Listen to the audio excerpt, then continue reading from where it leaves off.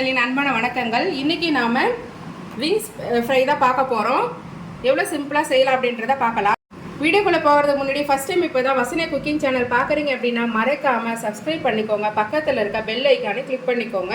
அப்போ தான் நாங்கள் போடுற வீடியோஸ் உங்களுக்கு உடனுக்குடனே நோட்டிஃபிகேஷனில் வியூ ஆகும். இப்போ வாங்க நம்ம வீடியோக்குள்ளே போகலாம். விங்ஸு, ஒரு லெக் பீஸு, 2 லாலிபப்பு, இது எல்லாத்தையும் நல்லா மஞ்சத்தூள் போட்டு நல்லா வாஷ் பண்ணி வச்சுருக்கோம். அதில் நம்ம கொஞ்சமாக தயிர் ஆட் பண்ணிக்கலாம். ஒரு ஸ்பூன் அளவுக்கு இஞ்சி பூண்டு பேஸ்ட் ஆட் பண்ணிக்கலாம். கொஞ்சம் கரம் மசாலா பவுடர் ஆட் பண்ணிக்கலாம். காரத்தூள் 1 ஸ்பூன் ஆட் பண்ணிக்கலாம். தனியா பவுடர் ஒரு 2 ஸ்பூன் அளவுக்கு ஆட் பண்ணிக்கலாம். இது குட்டி ஸ்பூன் தான். தேவையான அளவுக்கு உப்பு ஆட் பண்ணிக்கலாம். கொஞ்சமாக எண்ணெய் ஊற்றிக்கலாம். இப்போ எல்லாத்தையும் போட்டு நல்லா பெசரி வச்சாச்சு. இது நல்லா ஒரு 1 ஹவர் ஊறட்டும். அடுப்பு ஆன் பண்ணி ஒரு கடாய் வச்சுருக்கேன். கடாய் ஹீட் ஆனதும் கொஞ்சம் எண்ணெய் ஊற்றிக்கலாம்.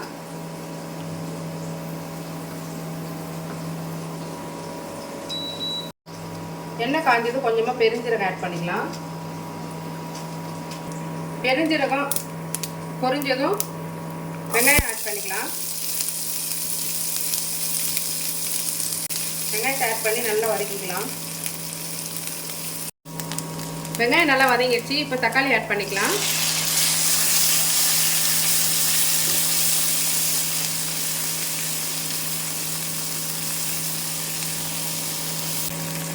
தக்காளி வெங்காயம் வதங்கிறதுக்காக நம்ம உப்பு ஆட் பண்ணுறோம்.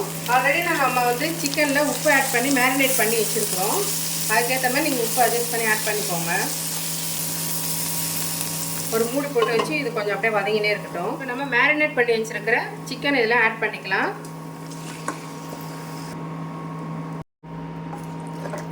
இது நல்லா கிளறி விட்டு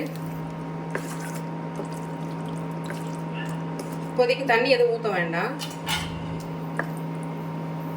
ஒரு மூடி போட்டு மூடி வச்சிடலாம். இது நல்லா பொறுமையாக வேகட்டும்.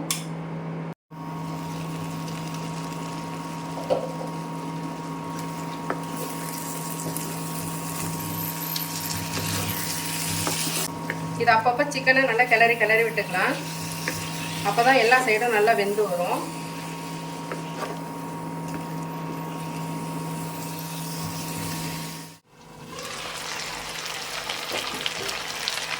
பாருங்க, இது நல்லா தண்ணி ஊற்றாமலே அதில் இருக்க தண்ணியை நல்லா எண்ணெய் தண்ணி எல்லாம் பிரிஞ்சு வந்திருக்கு. பவர் கட் ஆனதுனால நான் அடுப்புக்கு மாற்றிட்டேன். இப்போ மறுபடியும் நம்ம அடுப்பில் இருந்து இண்டக்ஷனில் வைக்கக்கூடாது. ஏன்னா ஹீட் அதிகமாக இருக்கும் இல்லைங்களா, அதனால் அதில் வைக்கக்கூடாது.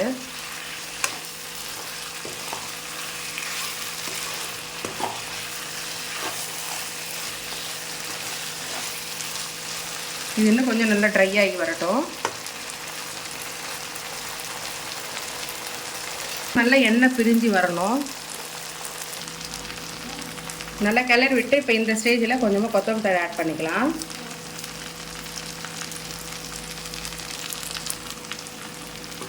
நல்லா கிளறிக்கலாம். ரொம்ப டேஸ்ட்டாக நல்லாயிருக்கும்.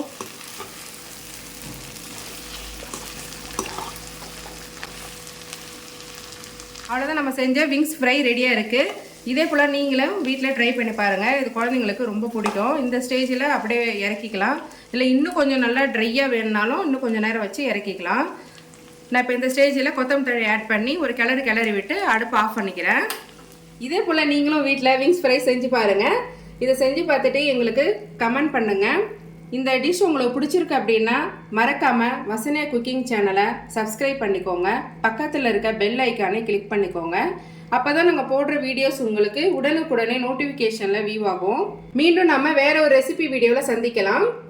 நன்றி, வணக்கம்.